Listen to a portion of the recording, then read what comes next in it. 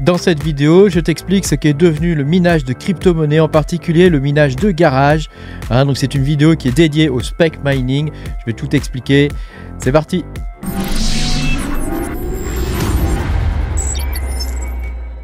Bonjour les amis, je suis très content de vous retrouver aujourd'hui dans cette nouvelle vidéo où on va parler de spec mining. Qu'est-ce que c'est? Qu'est-ce que c'est devenu le minage de crypto-monnaie? En tout cas, c'est ma vision du minage de crypto-monnaie. Il y en a d'autres, mais c'est ma vision que je vais vous partager dans cette vidéo. Pense à me mettre un petit pouce bleu et puis à t'abonner à la chaîne si tu n'es pas abonné. Je te rappelle que tu peux me soutenir en allant sur patreon.com/makertronic. Tu auras mes vidéos en avance. Alors on va pouvoir commencer cette vidéo. Donc je vais t'expliquer ce que c'est que le spec mining, ce qu'il est devenu. Comme tu peux le voir, mon titre que j'avais fait il y a maintenant, tu vois, en 2022, c'est une vidéo qui date de 2022. Deviens riche ou crève, spec mining. Donc grosso modo, ça résume la philosophie de cette pratique, parce que c'est une pratique, le spec mining. Il y a différents types de minage. Donc moi personnellement, je pratique le spec mining. Donc ça veut dire que c'est pareil, dans le spec mining, il y a deux types de spec mining réellement. Il y a le spec mining plutôt pépère, où tu vas miner des coins un petit peu, pas forcément en avance, mais tu vas miner des coins alors qu'ils existent déjà. Mais tu penses que ce coin, spéculativement, il va pouvoir...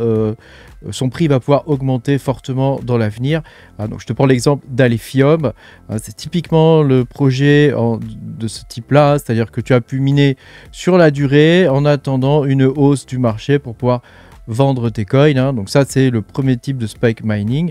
Et puis, il y a un deuxième type de spec mining qui est le mining où tu vas vraiment miner les coins en essayant de rentrer le plus tôt possible dans les projets et d'essayer de faire un nombre de coins le plus important possible en très peu de temps, pour pouvoir ensuite les revendre. Alors tu peux le revendre tout de suite ou attendre un peu, ça c'est toi qui vois, mais voilà. Donc moi, de mon expérience, les plus gros gains que j'ai pu observer en minage, c'est en faisant cette seconde catégorie, c'est-à-dire en essayant de rentrer extrêmement tôt dans les projets. Donc pour ça, il faut avoir un matériel assez variable. Ça peut être des rigs de cartes graphiques, mais ça peut être aussi des rigs de CPU, c'est-à-dire des ordinateurs tout simplement.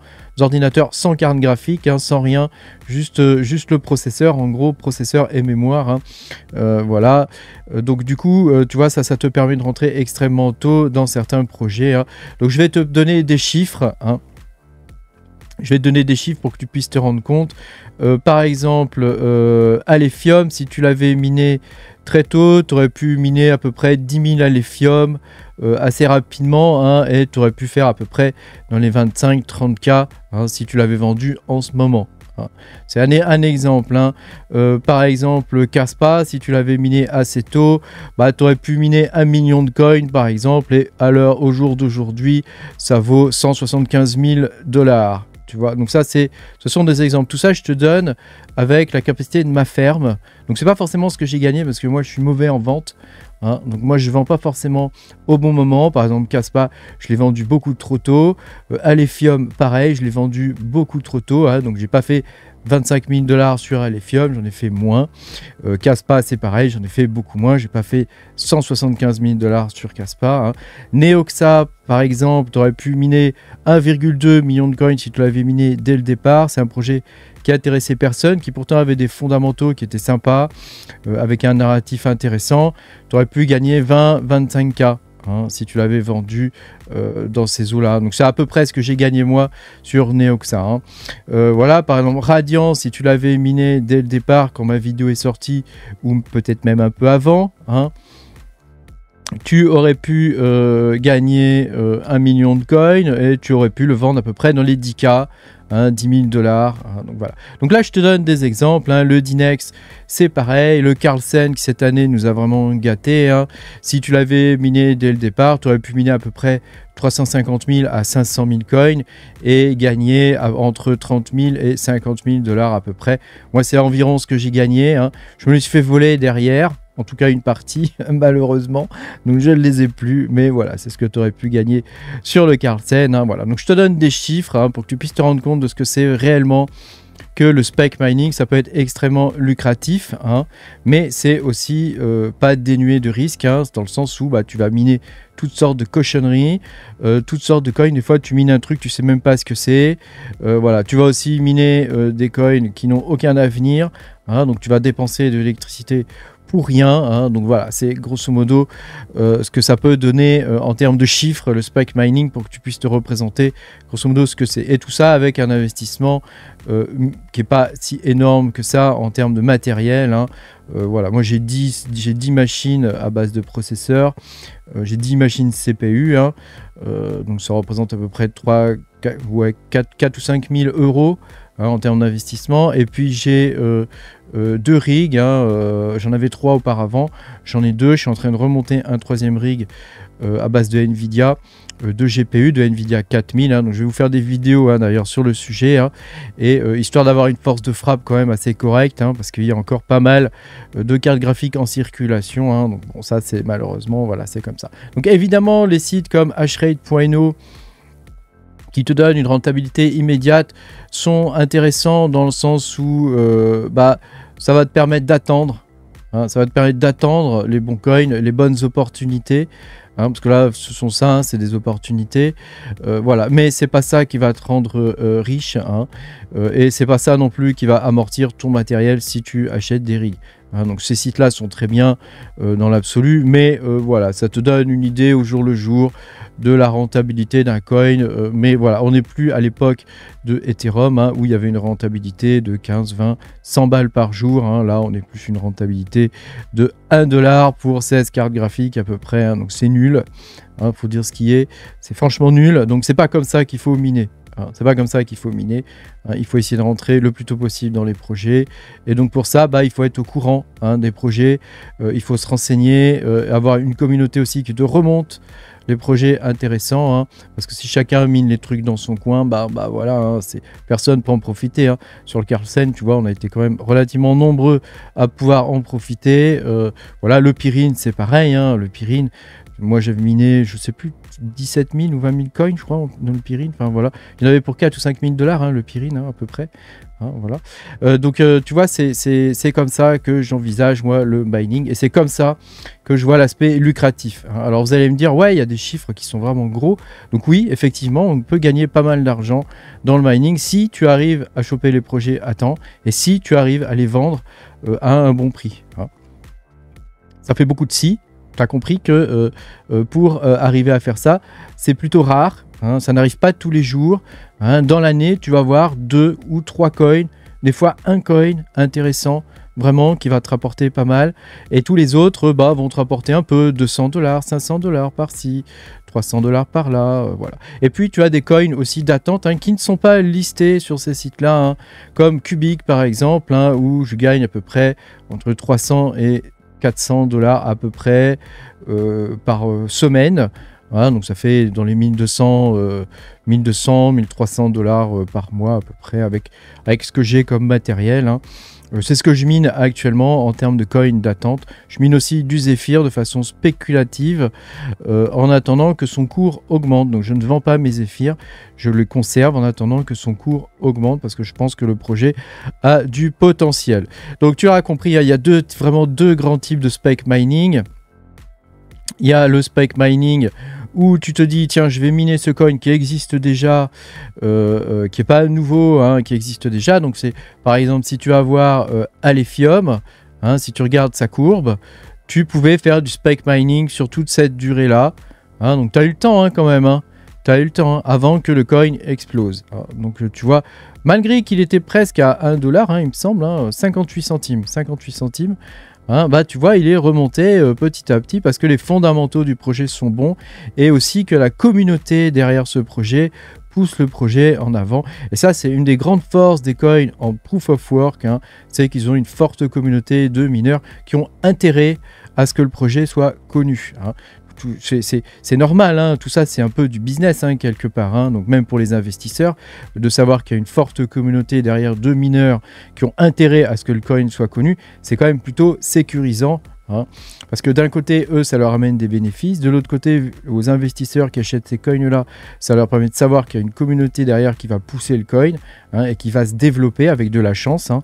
Donc tu vois, c'est quand même pas trop mal, hein, voilà. Après, tu as des coins comme Ergo, par exemple, hein. Alors si tu regardes Ergo, hein, qui a fait des super ATH, hein, et puis tu vois qui depuis est redescendu, hein. Donc on voit qu'il y a eu divers pics, hein, tu vois. Et puis tu as des coins comme Kaspa, hein, si tu regardes la courbe de Kaspa comme ça, qui ne fait que monter, hein, ou même Dinex, hein, qui ne fait que monter, voilà. Donc si tu en regardes bien un peu tout ça, hein, en termes de courbe, sur une durée relativement longue, je vais te montrer un petit peu ce que ça donne, hein. On a les coins qui vont faire un énorme ATH dès le départ, et puis qui petit à petit vont redescendre avec des soubresauts comme ça, hein.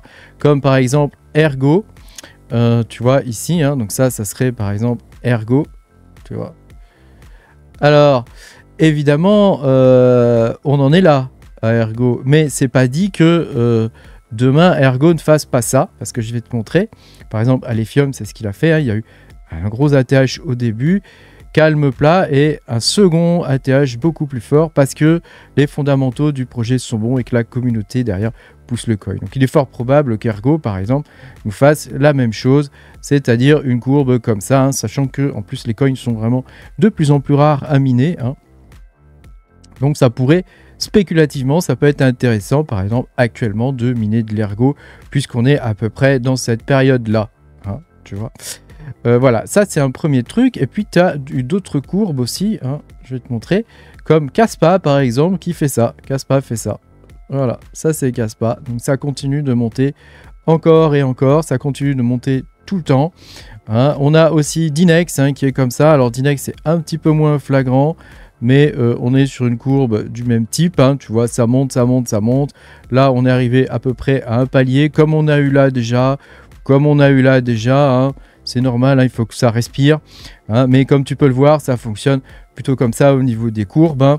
Voilà. Et puis tu as un troisième type de coin, hein. Donc là, je vais prendre l'exemple du Raptoreum, hein, où tu as le calme plat, tu as un énorme ATH. Ça a été absolument fantastique, hein, ce qui s'est passé sur le Raptoreum, hein.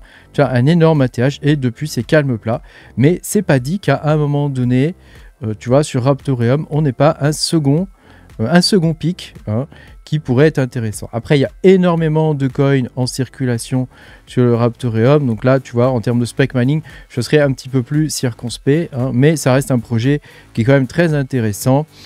C'est un fork du Dash, hein, qui nous a amené quand même un algorithme qui est le Ghost Rider, qui est vraiment très intéressant en termes de technologie, hein, et qui est une belle variante, je trouve, de ce qu'on peut avoir en termes de mining CPU, hein.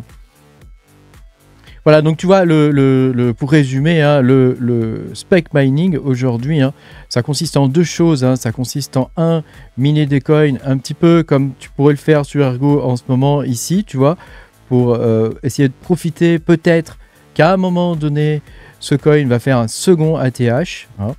Donc ça, c'est ce qu'on a pu voir par exemple sur l'Alephium, hein. Donc Ergo est dans le même, pour moi je mets Ergo et Alephium dans la même catégorie de coins en termes de minage de crypto-monnaie, pas en termes de technologie, hein, mais en termes de minage de technologie de crypto-monnaie, hein. Et puis après tu as un autre type de spec mining que celui que moi je pratique le plus avec ma communauté, hein. C'est le spec mining où on va essayer de miner les coins extrêmement en avance, hein. Et puis parmi ces coins là, il y a des projets qui vont émerger. Je pense en particulier à Kaspa, à Cubic, à Nexa, à Radiant.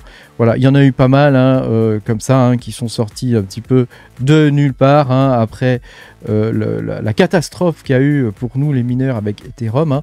Il ne faut pas oublier que les mineurs qui sont aujourd'hui encore en train de miner, on est vraiment des survivants, hein. On est vraiment des survivants, dans le sens où la grande majorité des mineurs a arrêté de miner, hein, tout simplement parce que la fameuse rentabilité journalière est nulle, hein. Et alors que cette rentabilité journalière était négative pour la plupart des gens, chez nous elle pouvait être positive parce que on minait des coins qui n'étaient pas encore listés, on minait des coins qui venaient d'arriver sur le marché, hein, ou qui allaient arriver hypothétiquement sur le marché. Parfois, vous savez, on mine des coins, ils ne sont jamais listés, ça arrive, hein.